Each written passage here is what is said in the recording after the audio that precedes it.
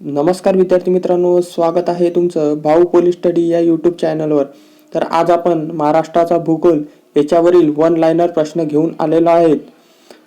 One liner 100 प्रश्नाची उत्तरे देता आली तर 100% पोलीस होणार. परीक्षेला जाता जाता व्हिडिओ पाहून जा मित्रांनो. व्हिडिओ आवडल्यास व्हिडिओला लाईक करा व चॅनलवर नवीन असाल तर चॅनलला सबस्क्राईब करून घ्या.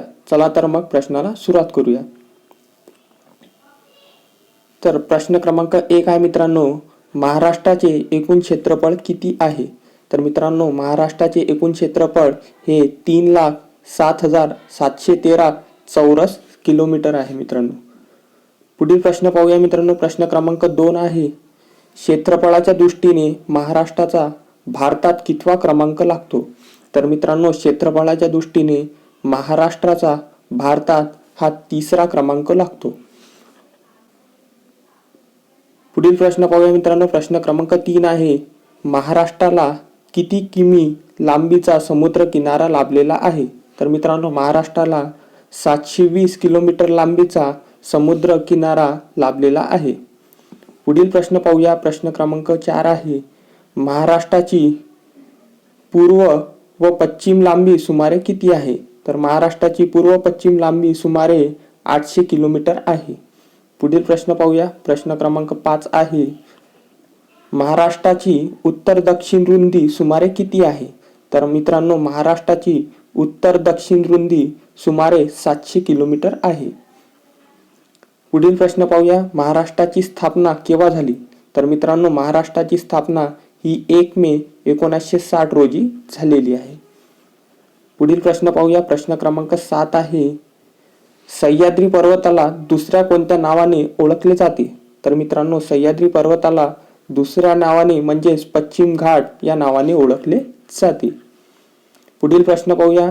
महाराष्ट्रातील सर्वोच्च शिखर कोणते? तर मित्रांनो, महाराष्ट्रातील सर्वोच्च शिखर हे कळसुबाई आहे आणि त्याची उंची ही 1646 मीटर आहे. लक्षात असू द्या. पुढील प्रश्न पाहूया. प्रश्न क्रमांक 9 आहे, कळसुबाई शिखर कोणत्या जिल्ह्यात आहे? तर मित्रांनो, कळसुबाई हे शिखर अहमदनगर या जिल्ह्यामध्ये आहे. पुढील प्रश्न पाहूया. महाराष्ट्रातील दुसऱ्या क्रमांकाचे उंच शिखर कोणते आहे? तर मित्रांनो, महाराष्ट्रातील दुसऱ्या क्रमांकाचे उंच शिखर हे साल्हेर आहे आणि ते नाशिक जिल्ह्यामध्ये आहे. लक्षात असू द्या. पुढील प्रश्न पाहूया. प्रश्न क्रमांक 11 आहे, महाराष्ट्राच्या उत्तर सीमेवर कोणती पर्वतरांग आहे? तर मित्रांनो, महाराष्ट्राच्या उत्तर सीमेवर सातपुडा ही पर्वतरांग आहे. पुढील प्रश्न पाहूया. प्रश्न क्रमांक 12 आहे, सातपुडा पर्वतरांगेतील महाराष्ट्रातील सर्वोच्च शिखर कोणते? तर मित्रांनो, सातपुडा पर्वतरांगेतील महाराष्ट्रातील सर्वोच्च शिखर हे स्तंभी आहे आणि ते नंदुरबार या जिल्ह्यामध्ये आहे. पुढील प्रश्न पाहूया. प्रश्न क्रमांक 13 आहे, तोरणमाळेचे पठार कोणत्या जिल्ह्यात आहे? तर मित्रांनो, तोरणमाळेचे पठार हे नंदुरबार या जिल्ह्यामध्ये आहे. पुढील प्रश्न पाहूया. अस्तंबा हे शिखर कोणत्या पर्वतरांगेत येते? तर मित्रांनो, अस्तंबा हे शिखर सातपुडा या पर्वतरांगेत येते. पुढील प्रश्न पाहूया. प्रश्न क्रमांक 15 आहे, सह्याद्रीच्या पूर्वेकडील भागाला काय म्हणतात? तर मित्रांनो, सह्याद्रीच्या पूर्वेकडील भागाला महाराष्ट्र पठार असे म्हणतात. पुढील प्रश्न पाहूया. प्रश्न क्रमांक 16 आहे, महाराष्ट्रातील कोणता जिल्हा साखरेचा जिल्हा म्हणून ओळखला जातो? तर मित्रांनो, महाराष्ट्रातील अहमदनगर हा जिल्हा साखरेचा जिल्हा म्हणून ओळखला जातो. पुढील प्रश्न पाहूया. प्रश्न क्रमांक 17 आहे, महाराष्ट्रातील सर्वात लांब आणि प्रमुख नदी कोणती आहे? तर मित्रांनो, महाराष्ट्रातील सर्वात लांब आणि प्रमुख नदी ही गोदावरी नदी म्हणून ओळखल्या जाते. पुढील प्रश्न पाहूया. प्रश्न क्रमांक 18 आहे, गोदावरी नदीचा उगम कोठे होतो? तर मित्रांनो, गोदावरी नदीचा उगम हा त्र्यंबकेश्वर नाशिक येथे होतो. पुढील प्रश्न पाहूया. प्रश्न क्रमांक 19 आहे, महाराष्ट्रातील गोदावरी नदीची लांबी किती आहे? तर मित्रांनो, महाराष्ट्रातील गोदावरी नदीची लांबी हे 668 किलोमीटर इतकी आहे. पुढील प्रश्न पाहूया. दक्षिणेची गंगा असे कोणत्या नदीला म्हटले जाते? तर मित्रांनो, दक्षिण गंगा असे गोदावरी नदीला म्हटल्या जाते. लक्षात असू द्या. पुढील प्रश्न पाहूया मित्रांनो. प्रश्न क्रमांक 21 आहे, कृष्णा नदीचा उगम कोठे होतो? तर मित्रांनो, कृष्णा नदीचा उगम हा महाबळेश्वर येथे होतो आणि महाबळेश्वर हे सातारा जिल्ह्यामध्ये आहे मित्रांनो, लक्षात असू द्या. पुढील प्रश्न पाहूया. प्रश्न क्रमांक 22 आहे, भीमा नदीचा उगम कोठे होतो? तर मित्रांनो, भीमा नदीचा उगम हा भीमाशंकर येथे होतो आणि भीमाशंकर हे पुणे या जिल्ह्यामध्ये आहे. पुढील प्रश्न पाहूया मित्रांनो. प्रश्न क्रमांक 23 आहे, तापी नदी महाराष्ट्रातील कोणत्या जिल्ह्यातून प्रवेश करते? तर मित्रांनो, तापी नदी ही महाराष्ट्रातील नंदुरबार या जिल्ह्यामधून प्रवेश करते. पुढील प्रश्न आहे प्रश्न क्रमांक 24, महाराष्ट्रातील सर्वात मोठी पश्चिम वाहिनी नदी कोणती आहे? तर मित्रांनो, महाराष्ट्रातील सर्वात मोठी पश्चिम वाहिनी नदी ही तापी नदी आहे मित्रांनो. पुढील प्रश्न पाहूया. प्रश्न क्रमांक 25 आहे, नर्मदा नदी महाराष्ट्राच्या कोणत्या जिल्ह्याच्या सीमेवरून वाहते? तर मित्रांनो, नर्मदा नदी ही महाराष्ट्राच्या नंदुरबार जिल्ह्याच्या सीमेवरून वाहते आणि तिची सीमा ही 54 किलोमीटर आहे, लक्षात असू द्या. पुढील प्रश्न क्रमांक 26 आहे, वैनगंगा आणि वर्धा या नद्यांच्या एकत्रित प्रवाहाला काय म्हणतात? तर मित्रांनो, वैनगंगा आणि वर्धा या नद्याच्या एकत्रित प्रवाहाला प्राणहिता असे म्हणतात, लक्षात असू द्या. पुढील प्रश्न पाहूया. प्रश्न क्रमांक 27 आहे, भंडारदरा धरण कोणत्या नदीवर आहे? तर मित्रांनो, भंडारदरा हे धरण प्रवरा या नदीवरती आहे. पुढील प्रश्न पाहूया. प्रश्न क्रमांक 28, जायकवाडी धरण कोणत्या नदीवर आहे? तर जायकवाडी धरण हे गोदावरी या नदीवरती आहे. पुढील प्रश्न पाहूया. प्रश्न क्रमांक 29 आहे, जायकवाडी धरणाच्या जलाशयाला काय म्हणतात?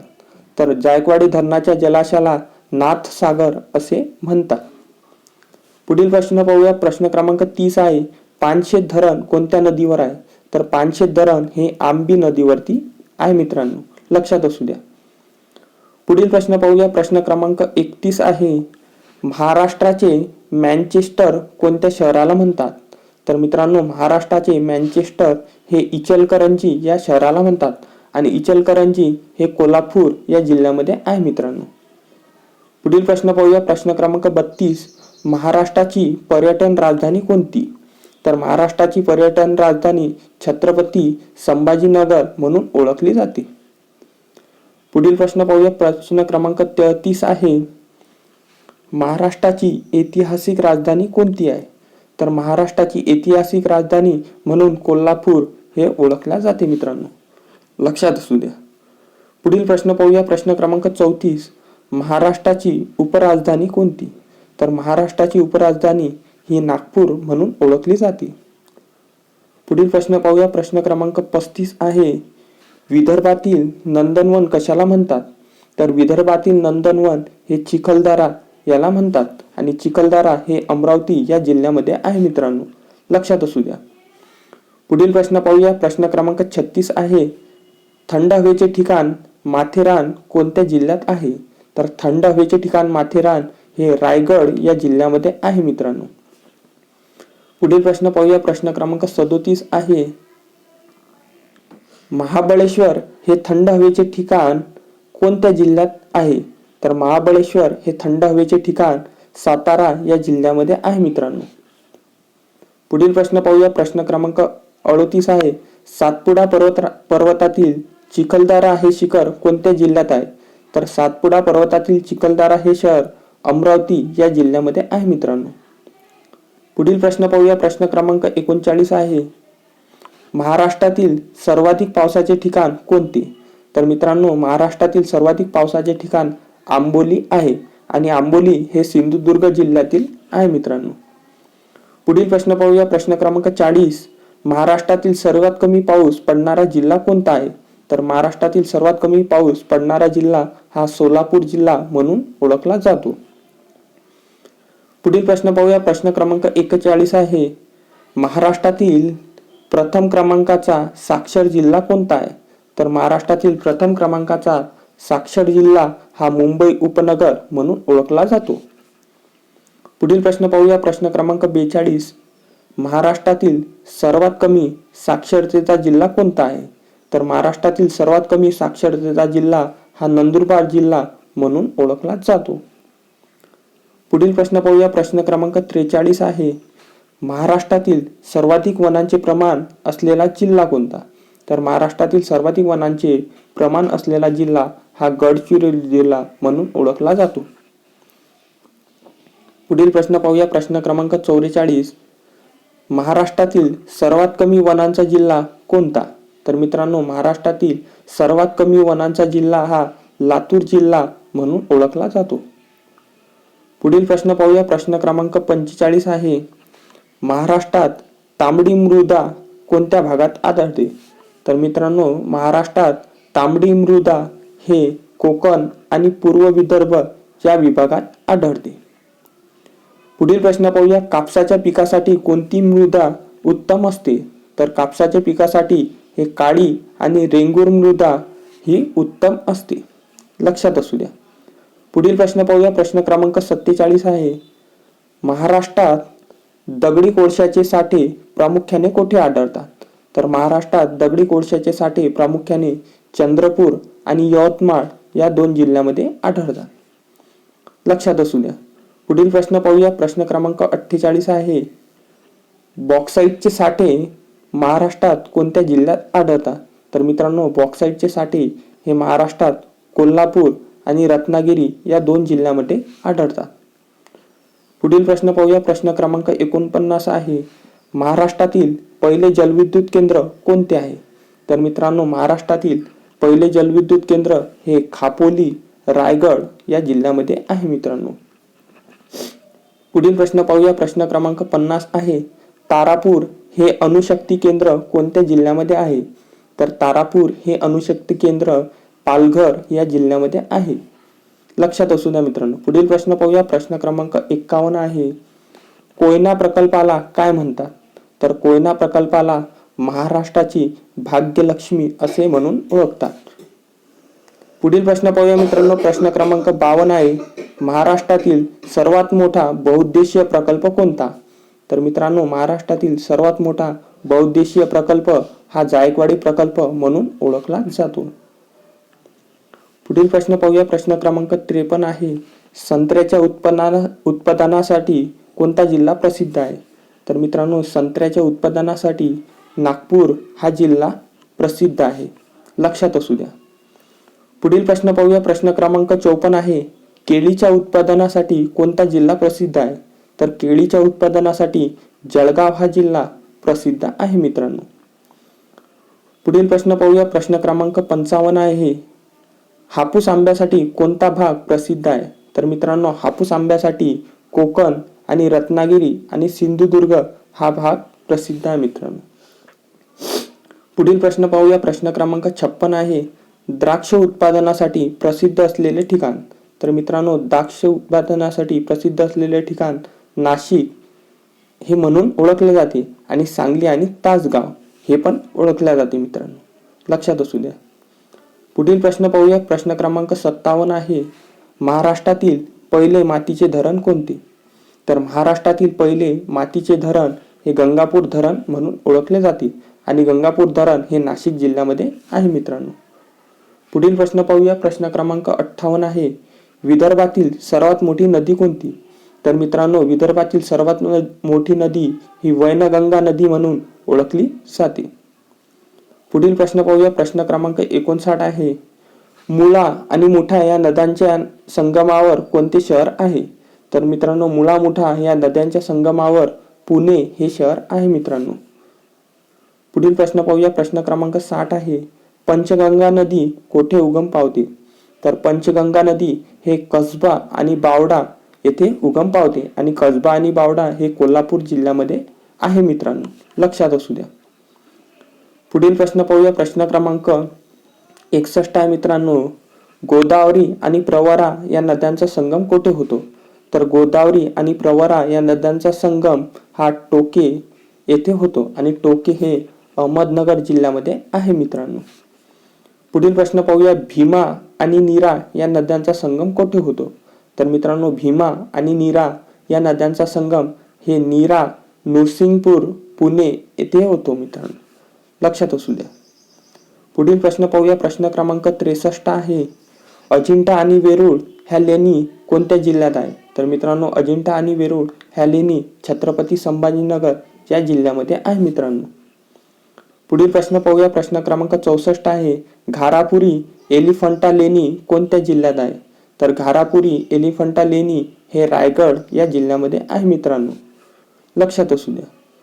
पुढील प्रश्न पाहूया. प्रश्न क्रमांक 65 आहे. ताडोबा राष्ट्रीय उद्यान कोणत्या जिल्ह्यात आहे? तर मित्रांनो, ताडोबा राष्ट्रीय उद्यान हे चंद्रपूर या जिल्ह्यामध्ये आहे मित्रांनो. पुढील प्रश्न पाहूया. प्रश्न क्रमांक 66 आहे. नवेगाव बांध राष्ट्रीय उद्यान कोठे आहे? तर नवेगाव बांध राष्ट्रीय उद्यान हे गोंदिया या जिल्ह्यामध्ये आहे मित्रांनो. लक्षात असू द्या. पुढील प्रश्न पाहूया. प्रश्न क्रमांक 67 आहे. गुगामल राष्ट्रीय उद्यान कोठे आहे? तर गुगामल राष्ट्रीय उद्यान हे अमरावती या जिल्ह्यामध्ये आहे मित्रांनो. पुढील प्रश्न पाहूया. प्रश्न क्रमांक 68 आहे. संजय गांधी राष्ट्रीय उद्यान कोठे आहे? तर संजय गांधी राष्ट्रीय उद्यान हे मुंबई येथे आहे आणि मुंबईतील बोरिवली येथे आहे मित्रांनो. लक्षात असू द्या. पुढील प्रश्न पाहूया. प्रश्न क्रमांक 69 आहे. सागरेश्वर अभयारण्य कोणत्या जिल्ह्यात आहे? तर मित्रांनो, सागरेश्वर अभयारण्य हे सांगली या जिल्ह्यामध्ये आहे मित्रांनो. पुढील प्रश्न पाहूया. रेहेकुरी काळवीट अभयारण्य कोणत्या जिल्ह्यात आहे? तर रेहेकुरी काळवीट अभयारण्य हे अहमदनगर या जिल्ह्यामध्ये आहे मित्रांनो. पुढील प्रश्न पाहूया. प्रश्न क्रमांक 71 आहे. महाराष्ट्रातील क्षेत्रफळाने सर्वात मोठा जिल्हा कोणता? तर महाराष्ट्रातील क्षेत्रफळाने सर्वात मोठा जिल्हा हा अहमदनगर जिल्हा म्हणून ओळखला जातो. पुढील प्रश्न पाहूया. प्रश्न क्रमांक 72. महाराष्ट्रातील क्षेत्रफळाने सर्वात लहान जिल्हा कोणता? तर मित्रांनो, महाराष्ट्रातील क्षेत्रफळाने सर्वात लहान जिल्हा हा मुंबई शहर जिल्हा ओळखला जातो. पुढील प्रश्न पाहूया. प्रश्न क्रमांक 73 आहे. गेटवे ऑफ इंडिया कोणत्या शहरात आहे? तर गेटवे ऑफ इंडिया हे मुंबई या शहरामध्ये आहे मित्रांनो. आणि इंडिया गेट हे दिल्ली या शहरामध्ये आहे मित्रांनो. लक्षात असू द्या. बीबी का मकबरा कोठे आहे? तर बीबी का मकबरा हे छत्रपती संभाजीनगर येथे आहे मित्रांनो. लक्षात असू द्या. पुढील प्रश्न पाहूया. प्रश्न क्रमांक 75 आहे. शनिवारवाडा कोठे आहे? तर मित्रांनो, शनिवारवाडा हे पुणे या जिल्ह्यामध्ये आहे मित्रांनो. लक्षात असू द्या. तर महाराष्ट्रात सिंहस्थ कुंभमेळा कोठे भरतो?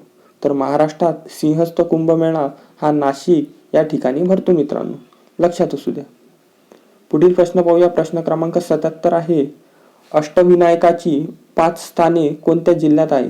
तर अष्टविनायकाची 5 स्थाने हे पुणे या जिल्ह्यामध्ये आहे मित्रांनो. लक्षात असू द्या. पुढील प्रश्न पाहूया. प्रश्न क्रमांक 75 आहे. महाराष्ट्रातील ज्योतिर्लिंगे किती आहेत? तर महाराष्ट्रात 5 हे ज्योतिर्लिंगे आहे मित्रांनो. लक्षात असू द्या. पुढील प्रश्न पाहूया. प्रश्न क्रमांक 79 आहे. त्र्यंबकेश्वर ज्योतिर्लिंग कोणत्या जिल्ह्यात आहे? तर मित्रांनो, त्र्यंबकेश्वर ज्योतिर्लिंग हे नाशिक या जिल्ह्यामध्ये आहे मित्रांनो. लक्षात असू द्या. पुढील प्रश्न पाहूया. प्रश्न क्रमांक 80. घृणेश्वर ज्योतिर्लिंग कोठे आहे? तर मित्रांनो, घृणेश्वर ज्योतिर्लिंग हे वेरूळ छत्रपती संभाजीनगर या जिल्ह्यामध्ये आहे मित्रांनो. लक्षात असू द्या. पुढील प्रश्न पाहूया. प्रश्न क्रमांक 81 आहे. भीमाशंकर ज्योतिर्लिंग कोणत्या जिल्ह्यात आहे? तर भीमाशंकर हे ज्योतिर्लिंग पुणे या जिल्ह्यामध्ये आहे मित्रांनो. लक्षात असू द्या. पुढील प्रश्न पाहूया. प्रश्न क्रमांक 82 आहे. परळी वैजनाथ ज्योतिर्लिंग कोठे आहे? तर मित्रांनो, परळी वैजनाथ ज्योतिर्लिंग हे बीड या जिल्ह्यामध्ये आहे मित्रांनो. पुढील प्रश्न पाहूया. प्रश्न क्रमांक 83 आहे. ओढा नागनाथ ज्योतिर्लिंग कोणत्या जिल्ह्यात आहे? तर मित्रांनो, ओढा नागनाथ ज्योतिर्लिंग हे हिंगोली या जिल्ह्यामध्ये आहे. पुढील प्रश्न पाहूया. प्रश्न क्रमांक 84. पंढरपूर हे तीर्थक्षेत्र कोणत्या नदीकाठी आहे? तर मित्रांनो, पंढरपूर हे तीर्थक्षेत्र चंद्रभागा या नदीच्या काठी आहे आणि चंद्रभागा आणि भीमा या दोन्ही नद्यांच्या संगमाच्या काठी आहे मित्रांनो. लक्षात असू द्या. पुढील प्रश्न पाहूया. प्रश्न क्रमांक 85 आहे. पैठण हे शहर कोणत्या नदीकाठी वसलेले आहे? तर मित्रांनो, पैठण हे शहर गोदावरी या नदीच्या काठी वसलेले आहे मित्रांनो. लक्षात असू द्या. पुढील प्रश्न आहे. प्रश्न क्रमांक 86. महाराष्ट्रातील पहिली महानगरपालिका कोणती आहे? तर महाराष्ट्रातील पहिली महानगरपालिका ही मुंबई महानगरपालिका म्हणून ओळखली जाते मित्रांनो, लक्षात असू द्या. पुढील प्रश्न पाहूया. प्रश्न क्रमांक 87 आहे, मुंबई उच्च न्यायालयाचे खंडपीठ कोठे आहे? तर मित्रांनो, मुंबई उच्च न्यायालयाचे खंडपीठ हे नागपूर आणि छत्रपती संभाजीनगर आणि पणजी या 3 ठिकाणी आहे मित्रांनो, लक्षात असू द्या. पुढील प्रश्न आहे प्रश्न क्रमांक 88, महाराष्ट्राचे राज्य फूल कोणते? तर मित्रांनो, महाराष्ट्राचे राज्य फूल हे जारूल किंवा तामन हे म्हणून ओळखले जाते. पुढील प्रश्न पाहूया. प्रश्न क्रमांक 89 आहे, महाराष्ट्राचा राज्य प्राणी कोणता? तर मित्रांनो, महाराष्ट्राचा राज्य प्राणी हा शेकरू म्हणून ओळखला जाते. शेकरू म्हणजेच मोठी खार. पुढील प्रश्न पाहूया. प्रश्न क्रमांक 90 आहे, महाराष्ट्राचा राज्य पक्षी कोणता आहे? तर मित्रांनो, महाराष्ट्राचा राज्य पक्षी हा हरियाल आहे आणि हरियाललाच हरोळी असे पण म्हणतात, लक्षात असू द्या. पुढील प्रश्न पाहूया मित्रांनो. प्रश्न क्रमांक 91 आहे, महाराष्ट्राचे राज्य झाड कोणते? तर मित्रांनो, महाराष्ट्राचे राज्य झाड हे आंबा म्हणून ओळखले जाते. पुढील प्रश्न पाहूया. प्रश्न क्रमांक 92 आहे, सर्वाधिक किनारपट्टी लाभलेला जिल्हा कोणता? तर मित्रांनो, सर्वाधिक समुद्र किनारपट्टी लाभलेला जिल्हा हा रत्नागिरी जिल्हा म्हणून ओळखला जातो आणि रत्नागिरी जिल्ह्याला 237 किलोमीटर इतकी किनारपट्टी लाभलेली आहे मित्रांनो, लक्षात असू द्या. पुढील प्रश्न पाहूया. प्रश्न क्रमांक 93 आहे, यशवंतराव चव्हाण मुक्त विद्यापीठ कोठे आहे? तर यशवंतराव चव्हाण मुक्त विद्यापीठ हे नाशिक या जिल्ह्यामध्ये आहे मित्रांनो. पुढील प्रश्न पाहूया. प्रश्न क्रमांक 94 आहे, कोल्हापूर शहर कोणत्या नदीकाठी आहे? तर मित्रांनो, कोल्हापूर शहर हे पंचगंगा या नदीकाठी वसलेले आहे, लक्षात असू द्या. पुढील प्रश्न पाहूया. प्रश्न क्रमांक 95 आहे, कराड हे शहर कोणत्या 2 नद्याच्या संगमावर आहे? तर मित्रांनो, कराड हे शहर कृष्णा व कोयना या 2 नद्याच्या संगमावर वसलेले आहे. पुढील प्रश्न पाहूया. प्रश्न क्रमांक 96 आहे, भाटघर धरण कोणत्या नदीवर वसलेले आहे? तर भाटघर धरण हे येळवंडी नदीच्या वर वसलेले आहे मित्रांनो, लक्षात असू द्या. पुढील प्रश्न पाहूया. प्रश्न क्रमांक 97 आहे, भंडारदरा जलाशयाला काय म्हणतात? तर मित्रांनो, भंडारदरा जलाशयाला आर्थर लेक असे म्हणतात. पुढील प्रश्न पाहूया. प्रश्न क्रमांक 98 आहे, लोणावळा व खंडाळा ही थंड हवेची ठिकाणे कोणत्या जिल्ह्यात आहे? तर लोणावळा आणि खंडाळा ही थंड हवेची ठिकाणे पुणे या जिल्ह्यामध्ये आहे मित्रांनो, लक्षात असू द्या. पुढील प्रश्न पाहूया. प्रश्न क्रमांक 99 आहे, हरिश्चंद्रगड कोणत्या जिल्ह्यात आहे? तर मित्रांनो, हरिश्चंद्रगड हे अहमदनगर या जिल्ह्यामध्ये आहे मित्रांनो, लक्षात असू द्या. पुढील प्रश्न पाहूया. प्रश्न क्रमांक 100 आहे, महाराष्ट्रातील सर्वात जुने राष्ट्रीय उद्यान कोणते? तर मित्रांनो, महाराष्ट्रातील सर्वात जुने राष्ट्रीय उद्यान हे ताडोबा राष्ट्रीय उद्यान म्हणून ओळखले जाते. पुढील प्रश्न पाहूया. प्रश्न क्रमांक 101 आहे, महाराष्ट्राला एकूण किती प्रशासकीय विभाग आहे? तर मित्रांनो, महाराष्ट्राला एकूण 6 प्रशासकीय विभाग आहे मित्रांनो, लक्षात असू द्या. पुढील प्रश्न पाहूया मित्रांनो. प्रश्न क्रमांक 102 आहे, महाराष्ट्रातील सर्वात मोठा प्रशासकीय विभाग कोणता आहे? तर मित्रांनो, महाराष्ट्रातील सर्वात मोठा प्रशासकीय विभाग हा छत्रपती संभाजीनगर विभाग म्हणून ओळखला जातो, लक्षात असू. तर मित्रांनो, इथंच आपले वन लाइनर प्रश्न संपलेले आहेत. व्हिडिओ आवडल्यास व्हिडिओला लाईक करा, चॅनलवर नवीन असाल तर चॅनलला सबस्क्राईब करा आणि जाता जाता हा व्हिडिओ नक्की पहा, जेणेकरून तुमचा एकही प्रश्न इथे सुटणार नाही. धन्यवाद.